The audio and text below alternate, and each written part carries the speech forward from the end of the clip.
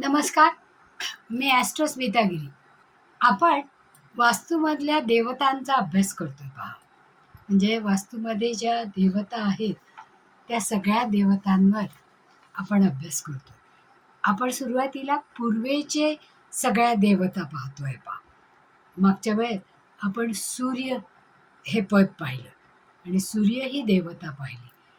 आता सूर्य देवतेच्या पुढचं पद आहे सत्य. म्हणजे पूर्वेकडे ज्या 9 देवता आहेत, पूर्वेकडच्या दिशेचे जर 9 भाग केले, तर त्याच्यात 9 पद पाडले, तर त्या 9 पदामध्ये एक एक देवताही असते आणि ती देवता पूर्वेकडची आहे, त्यामुळे इथे ऊर्जा आहे, एनर्जी मिळते आणि ही कॉस्मिक एनर्जीची दिशा आहे.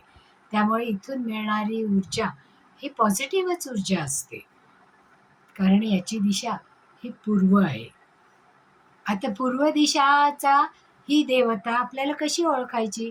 ब्रह्मस्थानात जर आपण कंपास घेऊन उभं राहिलो आणि पूर्वेकडची 95 डिग्री ते 105 डिग्री कंपासमध्ये जिथे दाखवते, ती देवता ही सत्य देवता आहे. सत्य ही धर्माची देवता आहे. पण इथे मात्र आपल्याला प्रवेशद्वार ग्राह्य मानलेला नाहीये, कारण या दरवाज्यातून होणारा प्रवेश हा असत्याला पुढे आणणारा असू शकतो. म्हणून या दिशेचा दरवाजा हा मान्य केलेला नाहीये. आता इथला रंग हा पांढरा आहे, कारण ऊर्जेचा रंग, ऊर्जा ही पांढऱ्या रंगाची आहे आणि पूर्व दिशा ही ऊर्जा देणारी दिशा आहे. आता ही ऊर्जा आपण जी मिळवतो, ती आपल्या आयुष्याच्या 4 स्तंभाप्रमाणे, म्हणजे धर्म, अर्थ, काम आणि मोक्ष. या पैकी धर्माचं शिक्षण म्हणजे सगळ्यात पहिलं शिक्षण किंवा आपलं जे आचरण आहे, ते आचरण हे पद देतं. हे पद जेव्हा शुभ असेल, तेव्हा आपलं आचरण चांगलं असतं, धर्माला धरून असतं. पण हे पद जेव्हा शुभ नसतं, तेव्हा अधर्माला पुढे आणणारं असतं किंवा खोटं बोलणारे असतात. म्हणजे मानवी जीवनामध्ये याला सगळ्यात जास्त महत्त्व आहे, कारण या पदामुळे आपण धर्माला धरून चालणारे आहोत की अधर्माला धरून चालणारे आहोत, त्याचे परिणाम आपण सविस्तर पुढे पाहणारच आहोत. तर त्याच्यासाठी ही ऊर्जा, पॉझिटिव्ह ऊर्जा आणि निगेटिव्ह ऊर्जा या प्रमाणात आपण या पदातून किंवा या देवतेकडून पाहणार आहोत, सत्य या देवतेकडून. आता याचं महत्त्व काय आहे, की मानवी जीवनामध्ये याचं महत्त्व अत्यंत आहे. कारण धर्माने जे आचरण करतात, ते नेहमीच उशिरा का होईना, पण त्यांना सक्सेस मिळतं. आणि जे अधर्माने तात्पुरतं यश त्यांना मिळतं, पण दीर्घकालीन यश मिळत नाही. त्यामुळे मनुष्याच्या जीवनामध्ये आपण धर्मानेच चाललं पाहिजे, हे लक्षात ठेवायला पाहिजे. आता याचं वैशिष्ट्य काय आहे? या पदामध्ये जेव्हा पॉझिटिव्ह असतं, तेव्हा आपण विश्वासपात्र असतो, प्रसिद्धी मिळते, वचन पाळणारे असतो आणि यामुळे आपल्याला समाजामध्ये मानमान्यता मिळते. आता याचा परिणाम काय होतो? तर हे शुभ जेव्हा पद असेल, त्यावेळेस व्यक्ती धर्मनिष्ठ असते.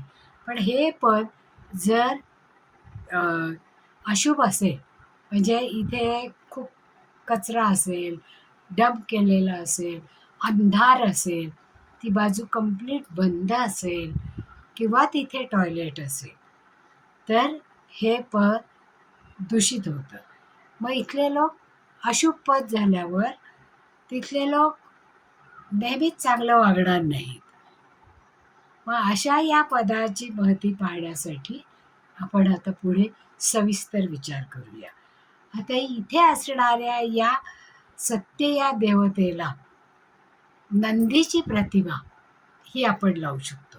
म्हणजे जर ती दूषित असेल, तर तूप, गव्हाचं पीठ, मध आणि पांढरा रंग याचं जर हवन केलं किंवा याचा जर वापर केला किंवा याचा नैवेद्य दाखवला तर ही देवता प्रसन्न होते.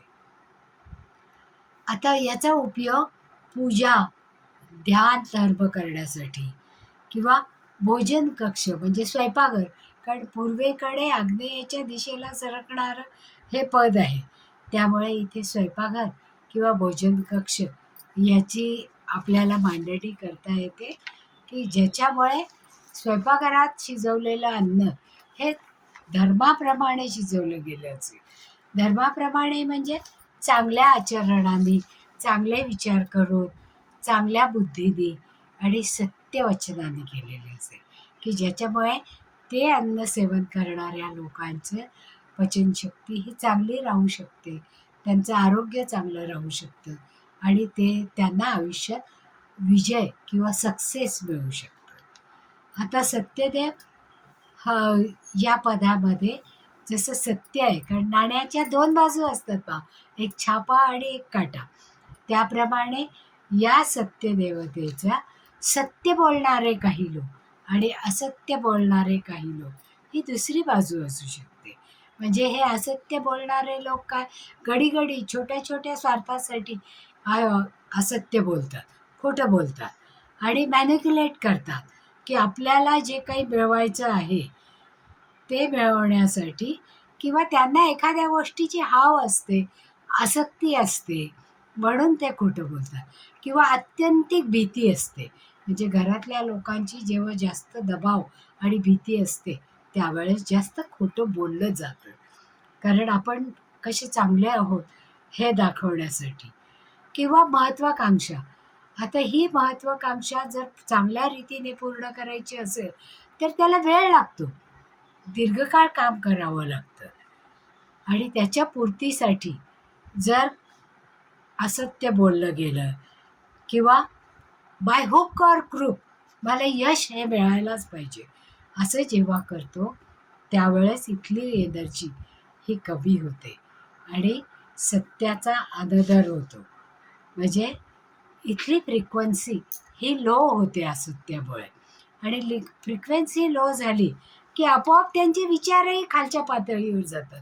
मग त्यांना जे काही हवं असेल ते खालच्या पातळीचीच डिमांड करतात ते आणि ते डिमांड करताना त्याप्रमाणेच वागतात. आता कंपासमध्ये आपल्याला एक्झॅक्ट सत्यदेवता किंवा सत्य हे पद कुठे पाहायचं असेल तर कंपास जेव्हा ब्रह्मस्थानामध्ये आपण उभं राहून लावू त्यावेळेस 95 ते 105 डिग्री जिथे असते, कारण ती आता आली आग्नेयेकडे, म्हणजे इथे आपलं स्वयंपाकघर असणं हे प्रशस्त असतं.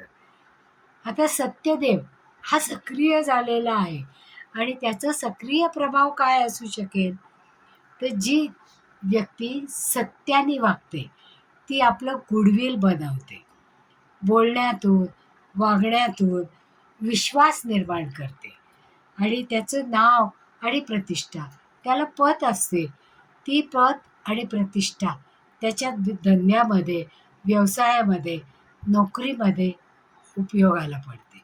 तो नियम पाळणारा असतो, नियमात चालणारा असतो, त्यामुळे अनुशासन त्याच्या अंगामध्ये भिनलेलं असतं. याच्यापेक्षा जर विपरीत झालं म्हणजे हे पद जर दूषित झालं तर इथे राहणारे लोक हे असत्याचा आधार घेतात, चुकीची कामं करतात आणि महत्त्वाकांक्षा हे चुकीच्या पद्धतीने, म्हणजे मला हे मिळालंच पाहिजे, म्हणजे साम दाम दंड भेद या सगळ्यांचा वापर करून ते आपली इच्छाशक्ती पूर्ण करतात आणि कोणी बघत नाही आहे अशा वेळेस ते खोटं बोलून आपले उद्योग चालू ठेवतात. त्यामुळे त्यांच्या आयुष्यामध्ये इम्बॅलन्स हा दिसून येतो पहा. म्हणजे सत्यदेव जर सक्रिय झाला नाही तर त्या घरातले लोक म्हणजे किंवा निगेटिव्ह एनर्जी तिथे जास्त साठून राहते. मग ते लोक खोटंच बोलतात, एक छोट्या छोट्या गोष्टींसाठी मॅनिप्युलेट करतात, त्यांच्या मनामध्ये भीती असते आणि ती भीती कमी करण्यासाठी ते तात्कालिक लाभासाठी खोटं बोलतात. आता औद्योगिक युगामध्ये किंवा औद्योगिक इंडस्ट्रीमध्ये जर सत्य हे पद असेल आणि ते चांगलं असेल, तर त्यांची समाजामध्ये त्यांच्या मालाला उठाव असतो. कारण ते योग्य पद्धतीने त्यांचं नाव चालवलेलं असतं. तिथे होणारा माल हा अतिशय उत्पादन हे चांगल्या पद्धतीचं असतं. त्यामुळे त्यांची इमेज ही चांगली झालेली असते. त्यांचं प्रोडक्शन हे चांगल्या पद्धतीने विकलं जातं आणि त्यांची पतही चांगली असते. बिझनेस चांगला चालू असतो.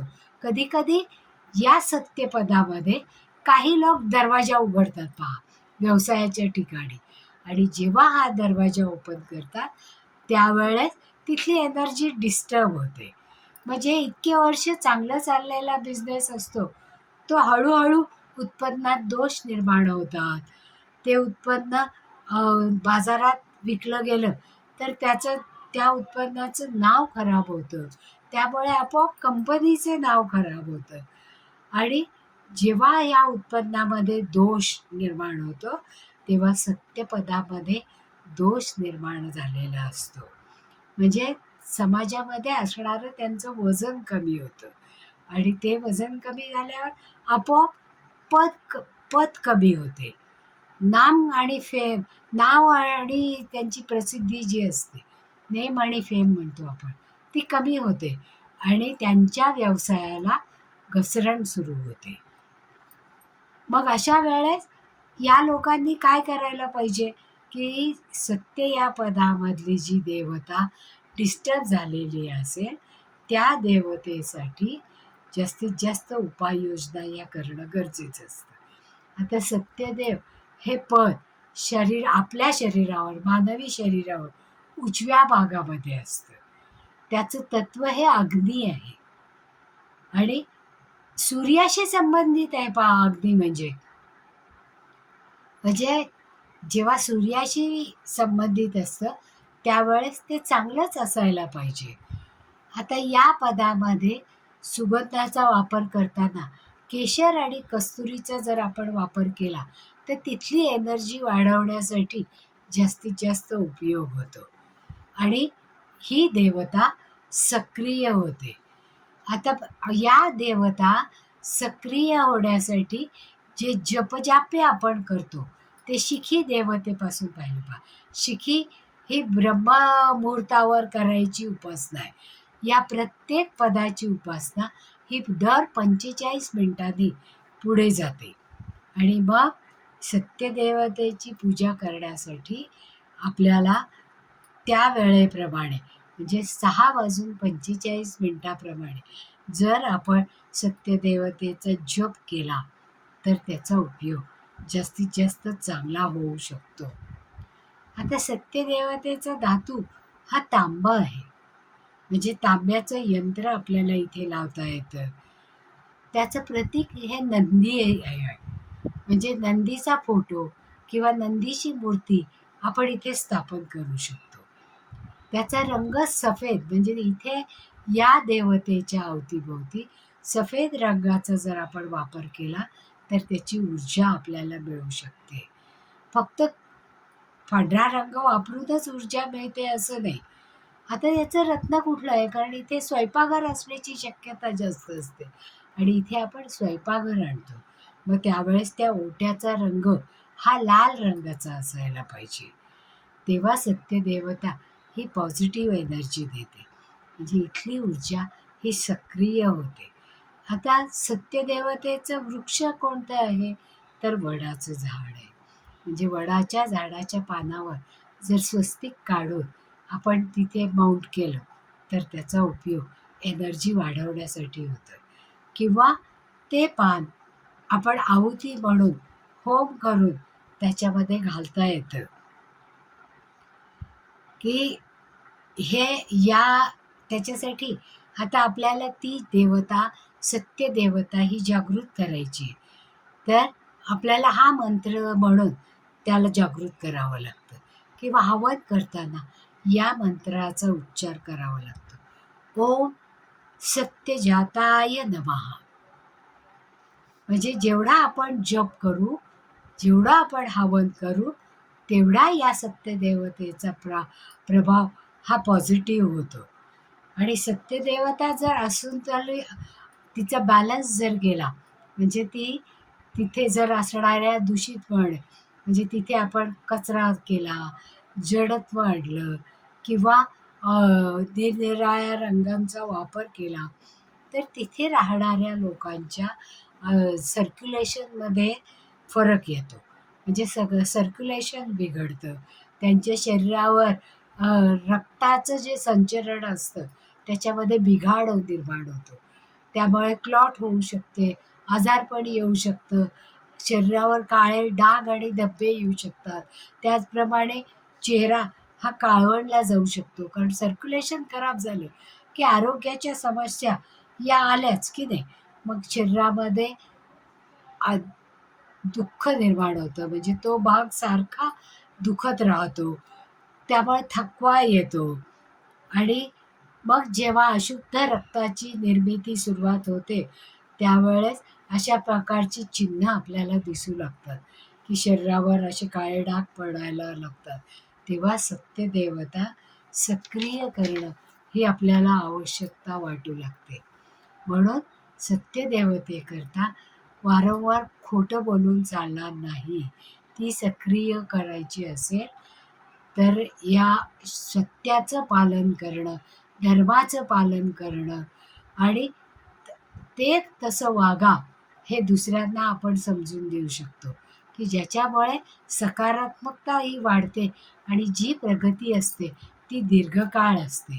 म्हणजे सत्याचं पालन करणं हे अतिशय अनिवार्य आहे, की ज्याच्यामुळे आपल्या बिझनेसमध्ये प्रगती होऊ शकते, तिथे भरभराट येऊ शकते. तिथला दरवाजा जर आपण बंद केला तर अशासारखे आजार किंवा जी पत आपली खालावलेली आहे मार्केटमध्ये ती उंचावण्यात जास्तीत जास्त मदत होते. तर सत्यदेवतेला जागृत ठेवणं हे आपलं सदैव कर्तव्य आहे. तर आपण या ठिकाणी लाल रंगाची फरशी किंवा त्याचा वापर करू शकतो. वडाच्या पानावर स्वस्तिक केशराने किंवा लाल रंगाच्या अष्टगंधांनी स्वस्तिक काढून तिथे लावू शकतो किंवा नंदीची मूर्ती किंवा चित्र आपण तिथे लावू शकतो, की ज्याच्यामुळे इथली ऊर्जा वाढते आणि दोष कमी होतात. आवडलं असेल तर लाईक करा, सबस्क्राईबही करा आणि तुमच्या मित्रमैत्रिणींपर्यंत पोचवायचं असेल तर शेअरही करा. तुम्हाला जर या पदाबद्दल काही शंका असतील तर जरूर आम्हाला लिहून कळवा. आम्ही त्याचं उत्तर देऊ आणि पुन्हा भेटूया पुढच्या देवता घेऊन. धन्यवाद.